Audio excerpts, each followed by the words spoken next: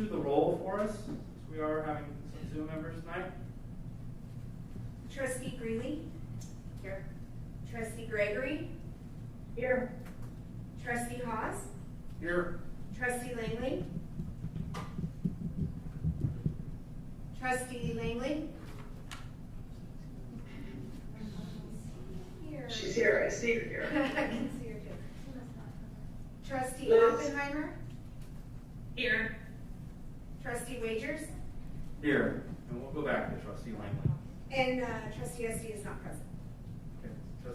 Trustee Esty is not available tonight. I'd like to remind everybody and remind the board as well that we conduct all our meetings following the district's core values.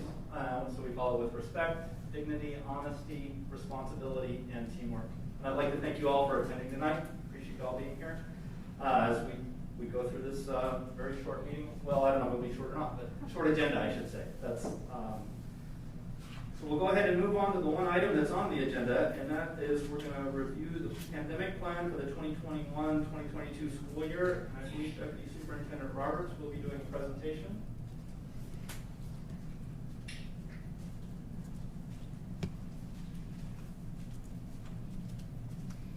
Good evening, President Wagers, trustees. So we were here just a few weeks ago, and we presented our opening plan, and the board voted on that plan.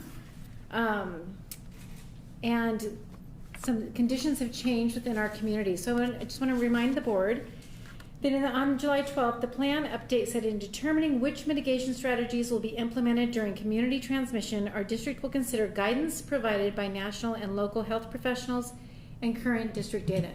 So I'm here this evening to talk to you about that guidance and the current district data. Would also like to remind you, we're on the first, thanks, Kevin. You want to switch slides? Thank you. We have been very careful over the last 17, 18 months to stick with our interests as we've tried to make decisions.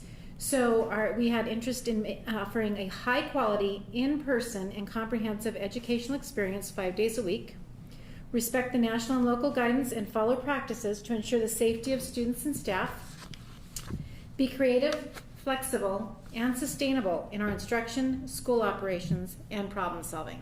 So whenever we make a decision, we try and follow very specifically those interests.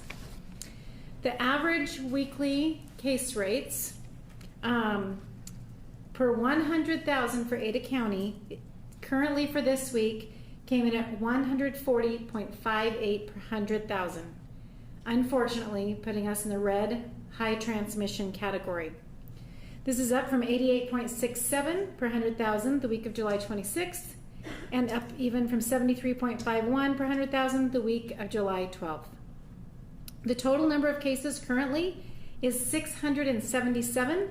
This is in Ada County again, up from 427 on the 26th of July and 256 on the 12th of July. Positivity rates for ages 5 through 12 and 12 through 18 have increased significantly in our community. Dr. Peterman from Primary Health Group today was telling us that the 5 to 12-year-olds have doubled and the 12 to 18-year-olds have tripled. Factors we are and we will continue to watch closely for. Number of COVID-19 cases, of course, in the county, in our schools, within our staff. Community transmission, which is that red category currently. Spread of COVID-19 in our schools. Number of students and staff who are quarantined. This is a very, very important factor for us. So if you remember, last November, we made the decision to go remote for the time between Thanksgiving and Christmas because our operations were in such dire need because we had 1,800 out on quarantine between students and staff. And with 1,800, it was to the point where we were not able to offer equitable education in person and remote. So we went remote. So quarantining is really important to us. What's different this time around? CDH has new guidance that indicates if a student is wearing a mask and is exposed to another student or person who was wearing a mask but then is tested positive for COVID, and both of them were wearing a mask. The exposed student will not have to quarantine as long as they don't have symptoms. That's new guidance for us, and that will make a huge difference in us staying in person school. In addition, if an adult has been vaccinated, they will not have to also quarantine if they're exposed to another person in the school setting that is COVID positive. So our hope is that with mask usage, which we'll talk about in just a moment, and being vaccinated, we will have a highly positive impact on keeping students and staff in school and in-person learning. Support from our local health professionals. We continue to consult with Central District Health. We've talked to Dr. Bramwell from St. Luke's and Dr. Nasser from St. Al's twice within the last 5 days. And then today we also spoke with Dr. Peterman from Primary Health.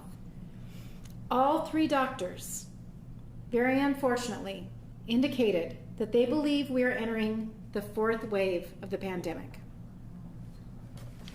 The availability of the vaccine for ages 5 to 11 is something else we will closely monitor as we determine, if there's a time when we can go to masks optional or encouraged.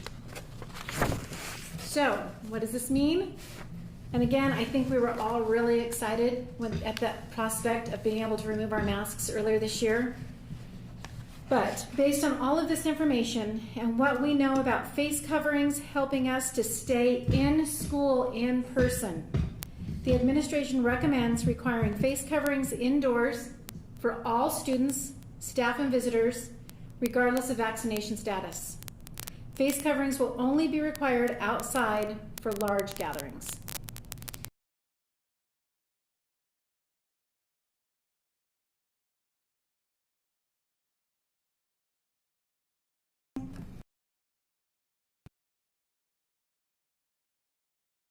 And we will seek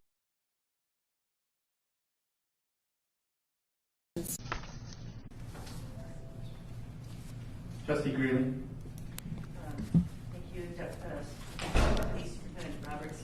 Can you define for me in your recommendation what is meant by large gatherings outside?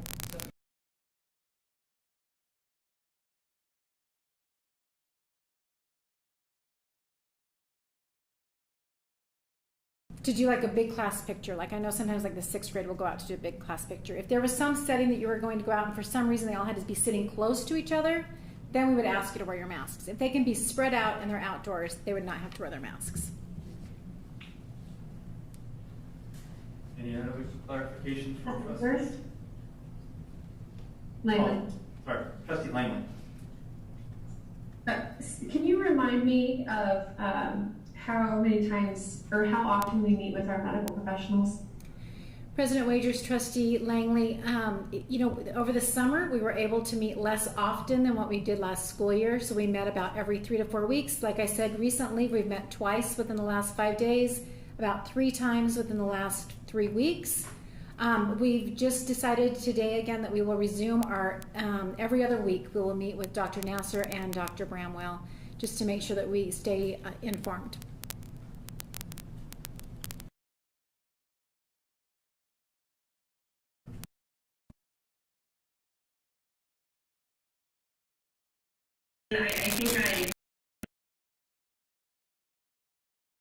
Did you say, just clarify, did you say that if a student wearing a mask is exposed to quarantine?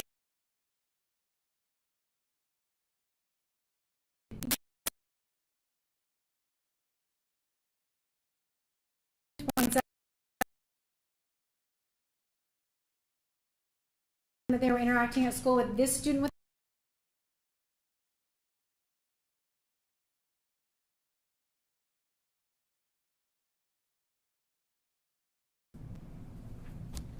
Follow up, please. Trustee Altman. Thank you. So if that student does have symptoms, how long would that quarantine be? We've got the decision trees that we'll be following closely, but there are different factors that can affect that. So they they could get a test at 3 days, 5 days. Is that right?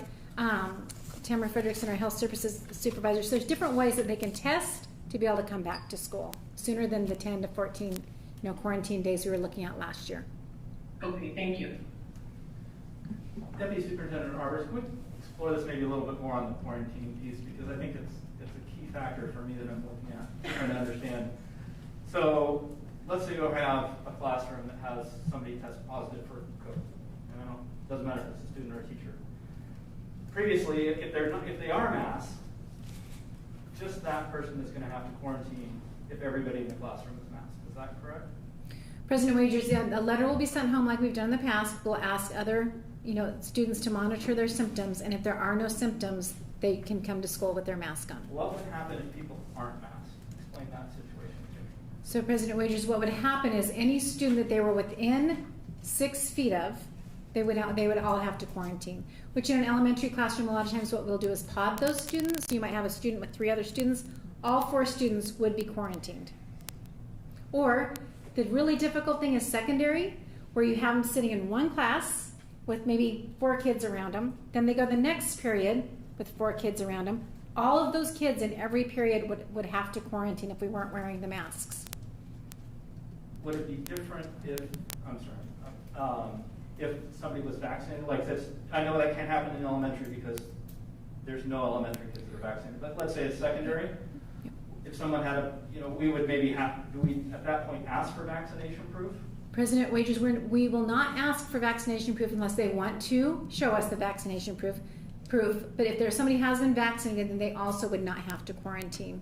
They are asking, however, that adults, that being vaccinated for adults, that if they would also like them to wear a mask specifically, because this new variant is so contagious. So that's why they're recommending that masks be worn in addition to vaccination. They're seeing a lot of breakthrough cases, unfortunately, with folks who have been vaccinated. However, their symptoms are much more mild, but they are seeing some breakthrough cases. So that's why that extra layer of protection.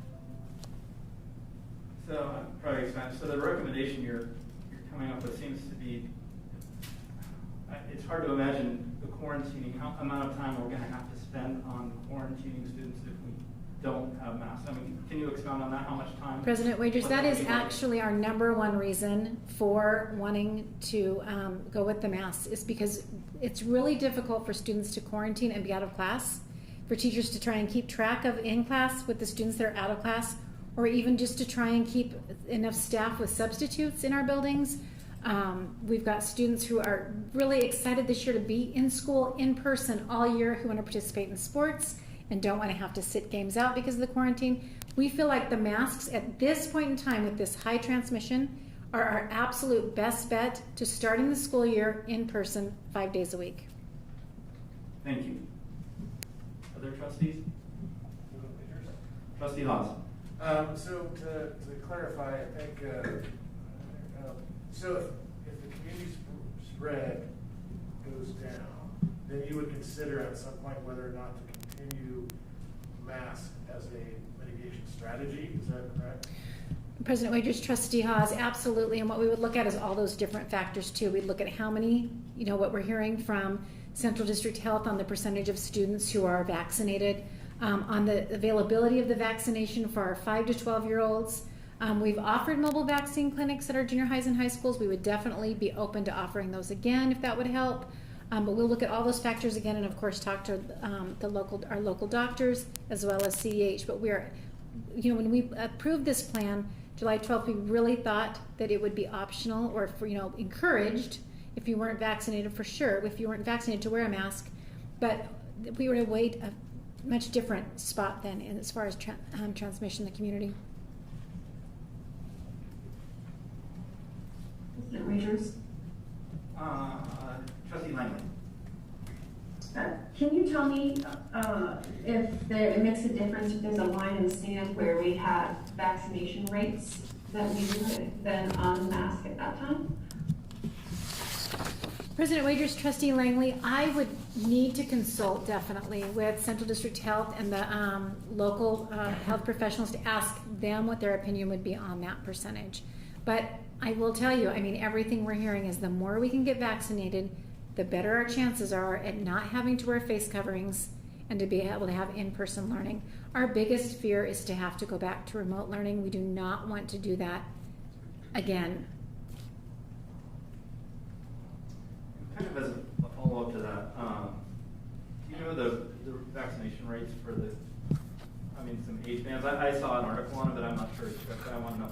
So like a 12 to 15-year-old, I saw one, and a 16 to 17-year-old, I saw some vax rates. Where we currently are in those areas. President Wagers, we have those for the state of Idaho, and I don't believe I have them right in front of me. Well, I wrote them down from an article today. Okay, good. And I'm not sure that's the same numbers, but 15-year-olds, I think we're 22% have one dose, and 16 to 17-year-olds, 31% have one dose. President Wagers, that sounds correct. So I look at that when maybe I'm not supposed to be talking, but when I look at that, the problem is it's back to that quarantining issue. So even if let's say we go into a junior high classroom, we have a case of COVID, 22% only are vaccinated that are going to be able to get out of that quarantining. The other 78% are going to have to quarantine. So that decimates a classroom. President Wagers, it does. And you have to remember, too, that we are not starting the school year remote this year. We're not starting the school year in hybrid, where all those systems have been set up that helped. It didn't make it easier, but that helped do at-home learning as well as in-person learning. We do still have the option of our Boise Online School. We will enroll students if parents choose to do that at any time, and we will staff that accordingly. Right now we are, just in case you're curious, we're at 150, I believe, secondary students, yes, for our Boise Online School, and 100 secondary students for Boise Online School. 100 secondary, 100 elementary, sorry. Around Follow up to that. 250. Trustee Langland? Follow to what you said, President Wagers. I'd just like to add that Ada County, as of yesterday, when I looked at our vaccination rates for adults, was 60% vaccinated. So I think that that's also, it is our obligation to protect the children, but our entire constituency is in the mix here with this new variant and what our children bring home from school. So those are a bit disappointing of vaccination rates, even in adults, in my perspective. President Wagers. Trustee Oppenheimer. Superintendent Robert, Deputy Superintendent Roberts. What will the classroom look like this fall when students start? Or will you continue to have the social distancing to the best of your ability, or is it going to go back to what it was, 2 years ago? So President Wagers, Trustee Oppenheimer, it's a great question. We're hoping in the middle. So we're hoping it's not going to look as extreme as last year. We're definitely not going to be back to where we were at the beginning of the 2019 school year. But we are hoping that we won't be nearly as strict and stringent about the distancing. That we think because of the masks, we can have a small reading group come together and work together. That's what we're hearing about, especially when it comes to the quarantine, that we can have our back to school nights if that's what they want to do. There's lots of things that we will actually change because of the last year. So for example, I could see as for conferences, the elementary offering online if that works for a family, or offering in person if they prefer that. So there's some things that we will just naturally change because it's worked out better for families, but I don't think you're going to see things as probably rigid as they were last year, but they definitely were not quite back to 2019 procedures other than masks and hand sanitizing. Follow up, please. Go ahead, Trustee Oppenheimer. Thank you. And the recommendation that you all have put forward, how does that impact extracurricular activities, including sports? So President Wagers, Trustee Oppenheimer, I have to say I was very skeptical last year of being able to successfully do our sports program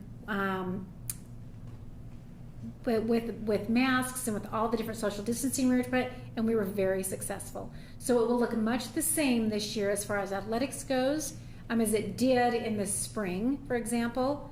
And I think we'll be pretty successful with that. We proved that we did not have we had very limited, I should say, transmission in our athletic programs, and so we'll continue with those same types of mitigation factors for this year. but hoping we get to have full seasons all year long. That's another good reason for masks. President Rogers. Trustee Langley. Deputy Superintendent, I'm curious how the staff has reacted to, or have you been able to talk with the staff about masking? I know that we have a lot of parent feedback, but I'd love to hear your feedback from staff. President Wagers, Trustee Langley, I did, of course, reach out to the BEA and talked about it, and I'll be honest, I think we have a lot of teachers that are really angry that they have to wear a mask again. Not that they argue having to wear a mask again, they're just disappointed that we aren't at a point where they can teach without a mask. So they, from what I'm hearing, they understand, they get it, they understand why they're gonna need to put a mask on again for their own safety, for the safety of their family, and for the safety of their students this year. But they obviously would rather not wear a mask. I can tell you I would rather not wear a mask. But they are willing to do it. And that's the letters that we have received to the board, the information that we've gotten up here have been from teachers saying, don't want to do it, but I get it. Thank you. President Wagers. Trustee Langley. Deputy Superintendent, just checking in what our plan is for volunteers in the school next year with masking. President Wagers, Trustee Langley, we will allow volunteers and visitors as long as they are masked.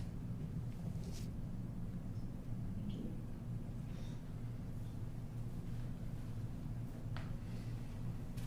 Any other questions from trustees on the recommendation from the administration? President Wagers. Trustee Gregory. So, Deputy Superintendent Roberts, I assume that we're following the protocol that we established last year, where our decision goes out to principals. Principals customize it to their buildings. We also have operations in place for busing, for food service, et cetera, and so forth, covering all operations of the district. And those will be developed by those department heads, et cetera. Can you comment on that? President Wagers, Trustee Gregory, thank you. Absolutely, and as a matter of fact, right now, a lot of those have been done, and a lot of them are just about finished up. So I know, like athletics, they worked on finishing that up today. I know that, for example, our music programs, he's finishing up working on those today. And then our schools, some of our principals have just come last week, but they're all working on their school plans.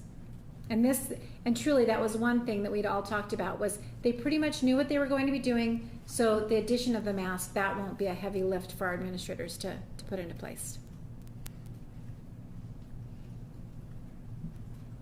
What about band? Do we have to plan that? President Wagers, is a motion in order?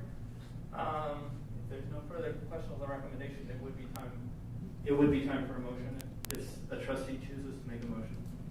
Why can't President we Wagers. speak up? Trustee Gregory.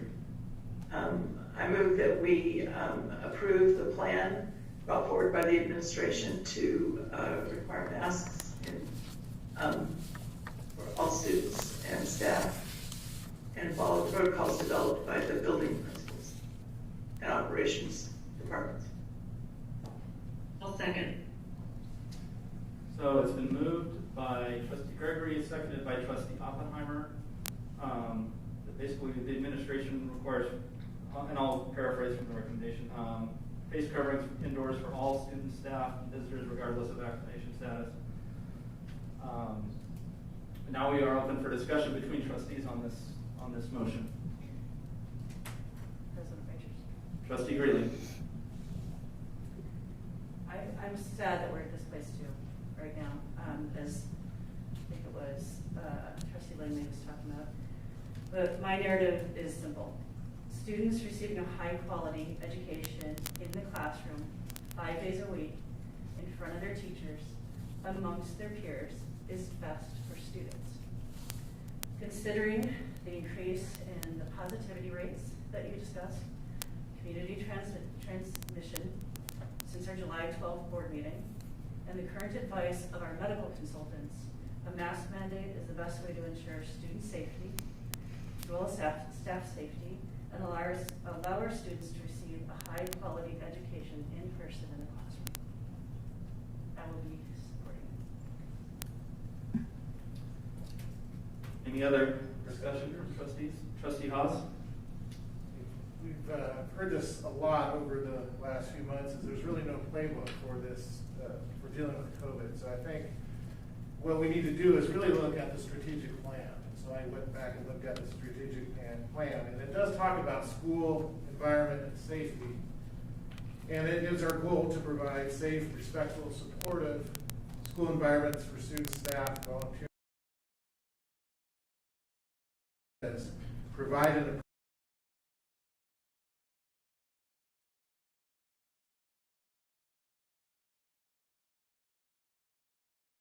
community resources. It's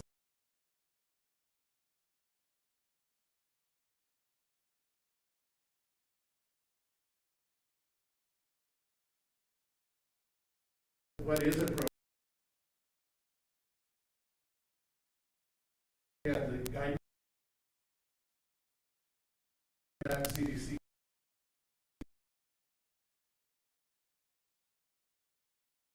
provides. The plan in July because of the flexibility component. That goes into what I feel is great about this as far as whether or not this is appropriate. I think it's an appropriate plan. I like the plan because it provides the district with flexibility mitigation measures in dealing with COVID or to reconsider existing mitigation measures. So I really, so that was one of the reasons I voted for the plan. I do want to recognize the community's input on either side, whatever view of whatever plan that we were considering. If this community had nothing to say about the plan, then we would all be in trouble. So I want to acknowledge the community in that regard. Then I want to acknowledge those who object to students wearing masks. I want to acknowledge that. But in my mind, with the backdrop of COVID, we have to focus on, quite simply, what gives the students the best opportunity to participate in in-class learning. And in my mind, this recommendation, along with our original plan, gives us the best opportunity to do that. So, because of this, I believe our plan and our updated recommendation provides, again, these best opportunities for in-class learning. And for this reason, I support the district's recommendation in its entirety.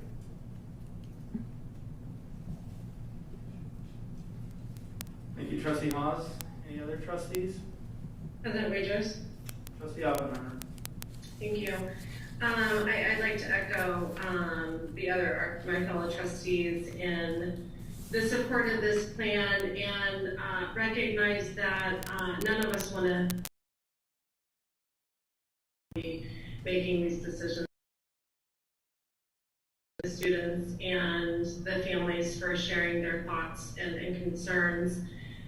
We just finished up with a year and a half, I guess, of kids not in school, and the impact that had on our students, not only learning loss, but also on their mental health and their mental health and well-being, and the increase that we have seen, and I have personally seen an increase in students in severe depression, anxiety, by not being in school with their classmates and their teachers.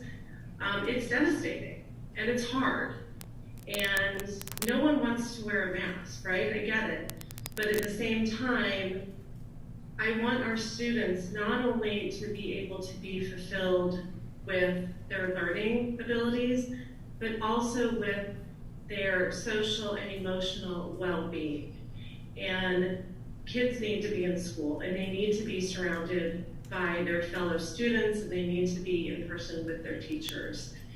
And if we have to wear a mask in order to be in school, and I think that is our goal this year, then that's what we need to do. And hopefully we can get to a place where we can remove the mask someday. Hopefully our vaccination rates will go up.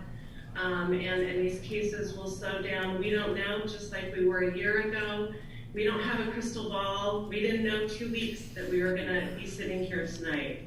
But again, it really is about our students and our teachers and social and emotional well-being, learning loss, and in addition to that, our families' ability to work. And we know that when our students were at home, families had a very difficult time being able to work outside of the home. So if we can do this simple task and wear masks, I fully support it, because at the end of the day, we want our kids in school. President Wagers? Trustee Gregory. I have one question, if I could direct it to Deputy Superintendent Roberts. I'm wondering about school functions, and will there be a limit on people gathering? And how will those kind of decisions be made as we go into a new school year? President Wagers, Trustee Gregory, at this point we are not putting limits on gathering. Each school will determine what type of a gathering they want to have. Of course, we're encouraging as much social distancing as possible, but every school will determine how they want to do that. So they may do a back to school night that's staggered, like maybe first grade arrives at a certain time, second grade the other time, but we will not limit right now the amount that can gather. Follow up, so that again refers to that kind of individualized school plan. And they'll also be guided by their athletic departments in terms of how social distancing works in spectator arenas, etc. President Wagers, Trustee Gregory, yes, and like I said, that we don't have all of that rolled out yet to our schools, but we will get that out in the next week. Follow-up, President Wagers, follow-up? Sure. Go ahead. Well, not a follow-up, but I just want to make a comment. Thank you, Deputy Superintendent Roberts. I agree with my fellow trustees that 2 weeks ago we did not want to get here. And you know, the globe is really enmeshed in this pandemic in a way that continues to alarm us in its waves and its impact on families and economies and countries at every level. And I will be supporting this motion because I feel like it is our best chance to keep kids in school.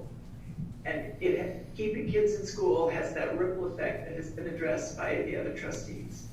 And that's what I feel is a responsible thing to do to help our kids begin and continue through a stable year in school with the efforts that we've made over the summer to address learning loss and prepare our staff to just go great guns at it. You know, best case scenario, we would see a decline in all of our numbers and be able to unmask sooner than later. But at this point, I think for the safety of all, I'm supporting this motion. Thank you. Thank you, Trustee Gregory. President Wagers, Trustee Langley. I just wanted to echo my fellow trustees and also give a shout out and an acknowledgement to the teachers who have been so flexible and the parents who have been so flexible through this time. I understand their frustration and I'm frustrated. It's hard not to be angry when we think about all of the changes. Just 2 weeks ago when we voted for the policy that would give each family the flexibility of choice, there were choices available to each family to vaccinate, to be masked, to make choices like what they felt was best for their family. But the Delta variant was not aggressively being involved in our community decisions. So that's a big change. Additionally, the low vaccination rates, I find that to be pretty upsetting to me, and not only in our children that have the availability, but in adults in our community. So I encourage all of our constituency to take the opportunity to learn about something I'm very proud our district is doing, which is providing clinics for vaccination, as well as partnership with many other organizations that are providing vaccines. So if you have the opportunity, you're healthy enough to do it, I just encourage people to take an opportunity to protect their family in that way. Additionally, I'm absolutely supportive of this initiative to mask because, like we've already addressed and committed ourselves to for the coming year, we need our children to be able to be in school together so that we can put in motion the new strategic plan additions that we've added of considering their mental health, having them together, addressing their curriculum loss. And we have spent this entire summer with our staff, our administration, and so many people are involved in caring for these children to create a future for them in this coming school year that really addresses the last year and a half of loss and suffering that these children have had to face. And that's a global effect that all children everywhere have had to face, but our children have a plan in place because of the Boise Public Schools. And to have the opportunity to put that plan into action is so vital. And so it's unfortunate that it had to change in a 2-week span because we didn't see this Delta variant coming, and we don't have the protections in place in our community yet to deal with it. And that's going to be the facts. If we don't get community protections in place, every variant is going to throw us for a loop. So while we protect our children with masks, and I'm very excited to be able to put into place and into action the education that our district has planned for this coming year. Thank you, Trustee Langley. I guess for me, it's just very simple. It's what's best for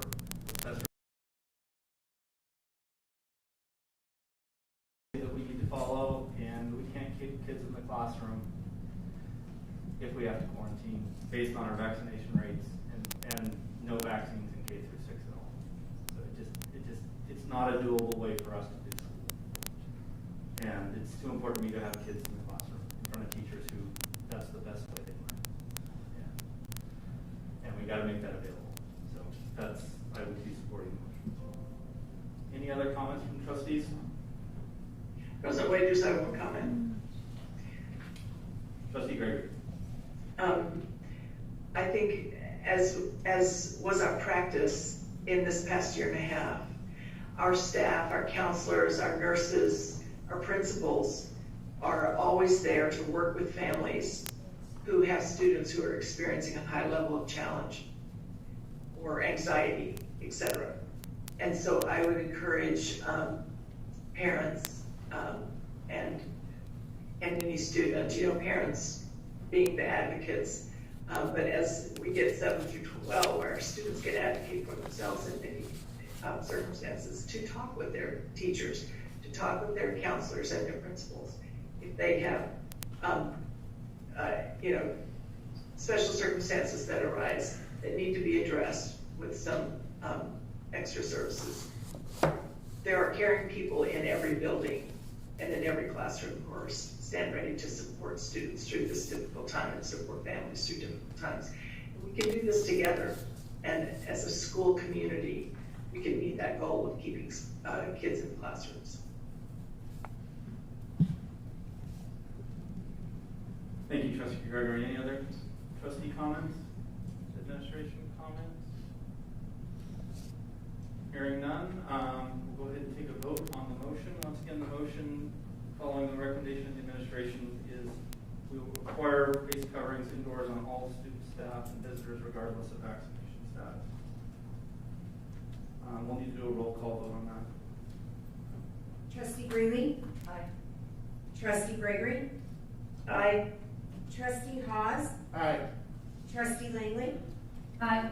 Trustee Oppenheimer? Aye. Trustee Wagers? Aye. Motion passes. This is so disappointing. How do you have a meeting and not let parents talk? You should all resign. Kids Now are we're- at risk. You don't work. All Do we resign. have, You board said for superintendent Johnson. comments? Are there any board superintendent comments? You did not stand for the children. Okay, hearing no Why board did no one talk superintendent about comments, death I would rates? The entertain a entire motion. state of Idaho in the last 7 days, 2 Why do you days, think the no entire one's state. I'm gonna talk about A that. motion I'm from gonna trustee listen to Kennedy this to side. support. Is there a second? Second. Second from trustee Haas. All in favor of adjournment? Aye. Aye. Any opposed? You guys Motion are passes. bullshit. We're opposed. You This can't meeting is handle adjourned. it. You will We're back the away. stakeholders. We're the stakeholders. Cowards. I think that you should consider who pays your paycheck, You who are pays your cowards. taxes, and how they actually voted against You this. guys don't even know our You children. didn't even listen to the people, you didn't listen to your employees. Instruments in a This bag is again? despicable, you're all sheep. Literally, sheep. We should have a mass test to see if they're working. They They don't work. don't work. Have you seen a child in a You mask? said you They're followed the disgusting. CDC, you And said you're you listened forcing to them to who? wear one. You didn't. We won't. We will all fight this. My child will not go to school with a mask, and he is going to show up without one, and he is being given the education he has the right to. He will not stay home. I will fight this. I will be disobedient, and my child will go to school. And you guys can continue to be the cowards that you are, the sheep that you are, and not stand up for these children. There is no test for the Delta variant, so You didn't even you need to listen to the leave that out. taxpayers. The people that pay for your paycheck for these schools, the people that pay taxes every day voted against this. 80% said no. Your teachers, 74% of them said no. You don't care about your staff and their input. You don't care about the parents and their input. All you care about is not getting sued. You want to be a sheep. You want to follow suit. CDC says no. We don't need it. Who says no? We don't need it. There are people against their will. We'll remember that when we vote. You should step down, Ms. Gentleman, and take your seat. You'll do the I will job take right. your seat. I will take that. I have a 56% increase in girls trying to commit suicide in this country, and you're gonna lecture me on safety for children and mental and emotional health? That is a joke to me. That is inappropriate. Social and emotional health, you need to look at the entire well-being of the child. Go ahead and walk out. Turn back like you did. Good enough. You're turning